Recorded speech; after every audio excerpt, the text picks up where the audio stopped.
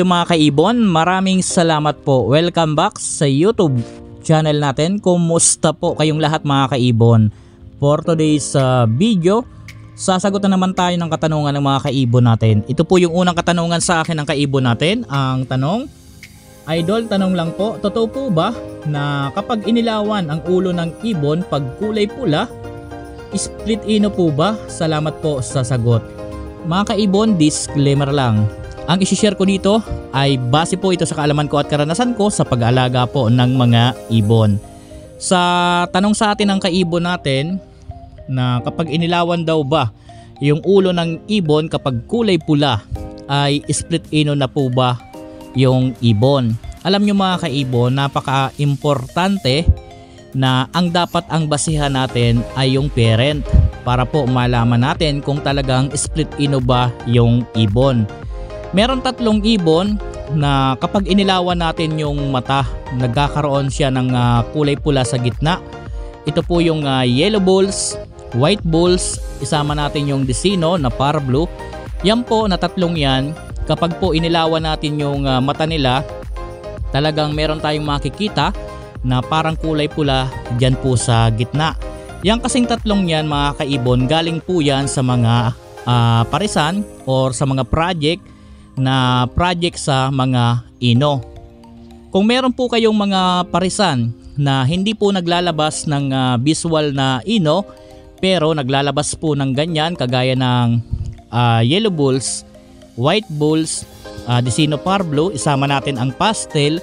Kapag po meron kayong breeder na naglalabas ng ganyan pero hindi naglalabas ng visual na ino, isa po doon sa breeder po ninyo ang meron dugong ino. Yan po na mga nabanggit ko kagaya ng pastel, white bulls, yellow bulls, Desino par blue. Yan po, itis breed nyo po yan sa mga meron dugong ino na for example kagaya ng sure na split sa ino.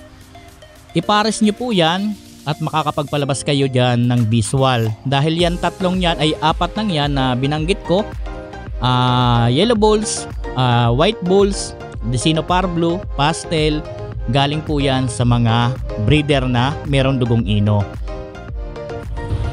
At yung tatlong yon kagaya ng yellow bulls, white bulls at itong Desino na par blue, yung tatlong yan lang po ang ibon na kapag inilawan mo, for example nag-flashlight ka, lalong-lalo na pag titingnan mo sila sa gabi, yan tatlong yan, dyan lang tayo makakakita na parang meron siyang kulay pula sa gitna.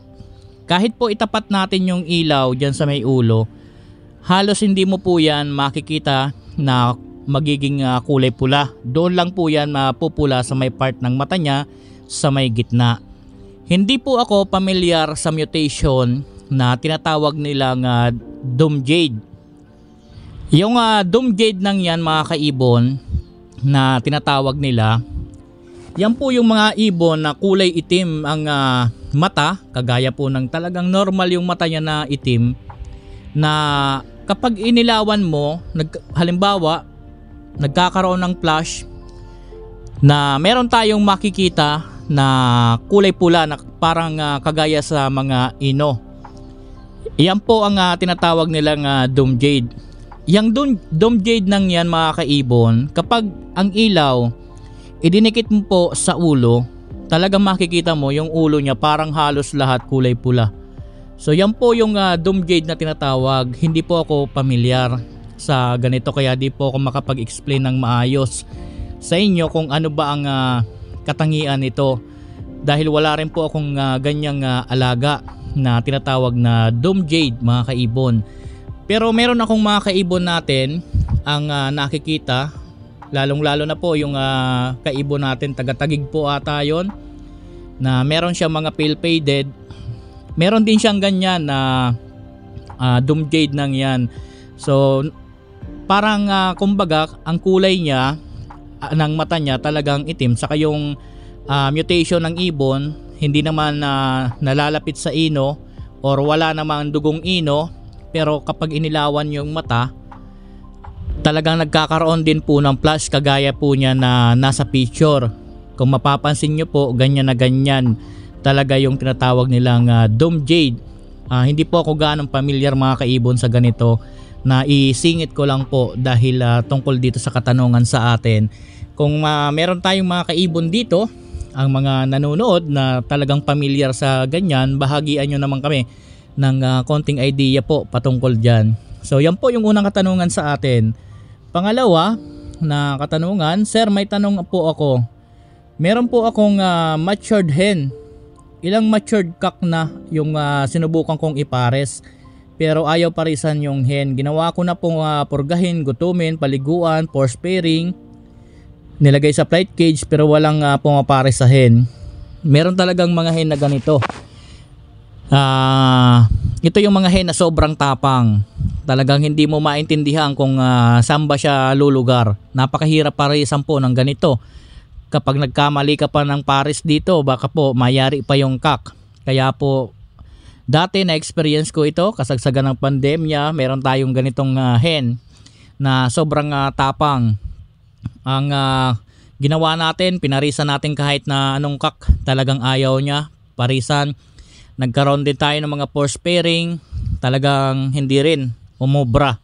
So isa lang po ang naging option ko doon sa sobrang tapang na hen. Dahil nakakahiyang ibenta, dahil kapag binenta naman baka hindi rin magpumares doon, mas lalong problema. Kaya po ang ginawa ko, dahil wala namang pinaparisan, ayaw talagang kahit anong gawin, ayaw. So ang ginawa ko, nilagay ko po sa single cage. Nung nilagay ko sa single cage, nilagyan ko ng nest box. Nung nilagyan ko ng nest box, nilagyan ko ng nesting material, nag-nesting siya. Nung nakapag-nesting na siya, ang ginawa ko, dahil wala naman ipapares araw-araw, yung mga infertile na itlog, nilalagay ko doon sa nest box, inoobserbahan ko, baka sakaling limliman. So yun, nagkataon na talagang nilimliman yung mga nilalagay nating itlog. So nung nilimliman, yun, tuloy-tuloy na, tinuruan natin kung paano maging isang foster parent. So yun po ang ginawa ko. Ginawa ko na lang pong pamoster. Kahit papano, kahit dalawa, makabuhay man lang, okay na yon. So gano'n na lang siguro ang gagawin po ninyo. Turuan ninyo kung paano maging foster parent. Madali lang yan. Ang pagturo dyan, lagyan mo ng nest box, lagyan mo ng itlog, tingnan mo, kung obserbahan mo kung lilimliman. Tapos pag hindi po nilimliman, tanggalin mo. Ilang araw, ibalik mo naman yung itlog, dagdagan mo ng isa, bali dalawa na. Obserbahan mo. Kapag hindi pa rin nilimliman, dagdagan mo uli, maging 3, hayaan mo lang dyan ng ilang araw. Kapag po nakita mo na pumasok yan sa loob, dalawang senaryo lang yan. Pwedeng maglimlim or basagin niya yung mga itlog. Pero kung makita mo na naglilimlim, kung hindi mo maabutan, ganito ang gagawin mo. Kung hindi mo maabutan na nakalimlim, dahil siyempre pag biglang bukas mo yan, lilipad, magkukuripas yan palabas. Ngayon, ang gagawin po ninyo para talagang malaman ninyo kung naglilimlim, hawakan nyo yung itlog. Kapag yung egg mainit, nangangahulugan, inuupuan niya yan. Pero pag malamig, hindi niya yan pinapansin. Kapag hindi maging pang-moster yan, wala na po tayong option. Ilagay nyo yan sa flight cage, bahala na po kung sinong parisan niya doon, kung may paparisan o wala. So gano'n na lang po ang gawin po ninyo. Try ninyong i-training maging pang-moster. Pangatlong katanungan mga kaibon, ito yung pangatlo. Ask ko lang po, bakit po yung ibon ko panay itlog lang? 14 piraso na yung itlog niya, pero di napipisa. Itlog palagi, di napipisa. Itlog palagi naman po siya. Itlog palagi naman po siya na nasa loob ng itlogan niya. Pwede po ba tanggalin itlog niya? Thank you sir and God bless. Yung ganito na hen, grabe yung itlog, 14. So baka po hindi nyo napapansin, parehong hen yan, baka po nangingitlog din yung kapares niya. Dahil sobrang dami, kung unang clutch lang yan, hindi itlog yan ng ganyang karami na 14. Baka po parehong hen yung parisan po ninyo. Ang gawin po ninyo, obserbahan ninyo kung nagme-mate ba yung dalawa. At Sa ganito karami na itlog, tanggalin nyo na po yan dahil wala naman po yung laman. At obserbahan po ninyo yung breeder po ninyo kung nagme-mate ba sila. And then kapag hindi sila, di mo napapansin na nagme-mate yung dalawa, tapos nangitlog uli ng ganyang karami, ang maganda, biyakin nyo na po, baka po parehong hen po yan. So yan, ito po yung pang-apat na katanungan sa atin ng kaibon natin. Good day sir, tama po ba yung nabilhan ko? Kapwa mag-iibon na masasabi daw na split pag may dungis malapit sa mata, pag malinis daw kasi o pa lang daw yon. Salamat. So merong naka-split na merong malinis. Medyo magulo po ang ganito na sa akin, di ko sure kung ano yung ang ibig sabihin ng kaibon natin na nabilhan mo. Meron kasing mga naka-split, kung ano man yung tinutukoy po ninyong naka-split na malinis. Meron pong naka-split na medyo may dungis at meron pong naka-split na medyo talagang malinis. Minsan mas nakakatakot itong mga medyo madungis dahil po baka yung sinasabi ni sir na naka-split, baka po naka-split yan sa perso, baka po F1 yan. Wala po, biro lang po yun, wala pong naka-split sa perso. F1, baka F1 po yan. Baka po hybrid, kaya po medyo may dungis. Ano ba yung ibig sabihin ng hybrid? Yung hybrid galing po sa hybrid na anak, galing po yan sa parisan na halimbawa nagpares ng perso, ang kapares niya fisher, yung hindi siya perso. Ngayon mag-aanak yan, hybrid po ang magiging anak niyan. Yung hybrid na anak niyan, medyo madungis talaga yung ulo. Kaya po medyo nakakakaba kung ang nabili mo madungis, di natin sigurado kung ano ang sinasabi niyang naka-split. Baka po kasi yung madungis nang yan, baka po anak yan ng fisher to perso, baka po hybrid yan. Alam nyo po, ang mga naka-split, hindi po yan nababase sa itsura. Ang naka-split po, nasa dugo po yan, hindi po sa kulay, ay sa itsura niya kung madungis siya or hindi. Nasa dugo po yan ang nai-split. So mas maganda, klaruhin mo doon sa kaibon natin na nabilhan mo, na baka po anak ng perso yan at fisher, baka po hybrid.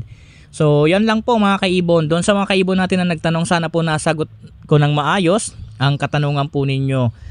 Mga kaibon, pasensya na kayo kung medyo ganito tayo mag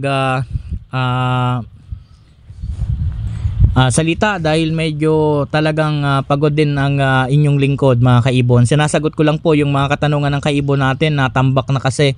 Hayaan nyo, sasagutin ko uli yung mga natitirang katanungan po dito. Maraming salamat po. Happy birthday sa ating lahat.